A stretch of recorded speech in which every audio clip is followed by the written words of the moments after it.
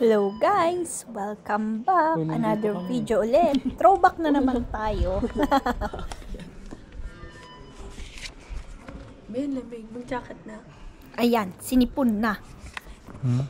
At dahil tinatamad na naman ako mag-edit, papakita na lang namin yung last part ng Funivia papunta sa Tufana, yung pinakamataas na cable na papunta sa Tufana, yung nasa taas ng kortina. Kung hindi ako nagkakamali, 3 beses. Yung pagsakay mo, 4. Basta hindi ko na rin tanda. Ang tagal na ito eh. Ang Dora nyo, kung saan kasi pupunta. Ayan. Di na alam kung nasaan, at kung kailan, at kung ilan ang sinakyan.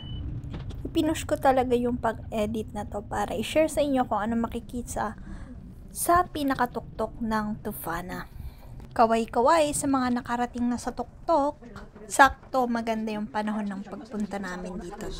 Ito, may onting information kaming nasagap kay Ateng na operator ng Funivia.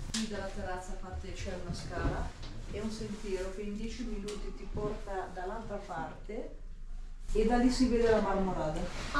Siamo già andati magari. È più alto quello. È più alto di là, vero? È un pochino più alto, sì. Infatti. 100 metri più alto. Ah, certo. Ayun nga, sabi ni ate, kung gusto mo makita ang Marmolada, kailangan mo umakyat dun sa hagdanan within 10 minutes para makita yung kabilang side at nakita yung Marmolada, which is napuntahan na namin nung nauna, bago dito. Way back, ewan ko na. Basta, dun sa nagkape kami noon.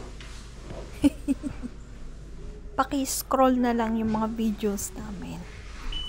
Ayun eh. Ayun o, sa wakas, binuksan na. Onting-onti na lang, makikita nyo na yung terrace.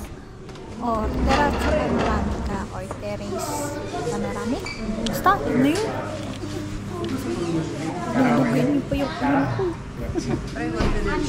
Kayo na yung bahalang humusga kung na-justify namin yung ganda ng view na nakita namin at na-experience nung pagpunta namin sa tuktok. Siya nga pala, nakasulat sa vase kung gaano kataas yung pinuntahan namin.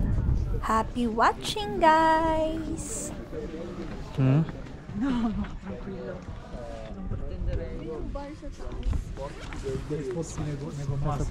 Mlazny. Bonia Okay, doon para makita Marmolada, wag na.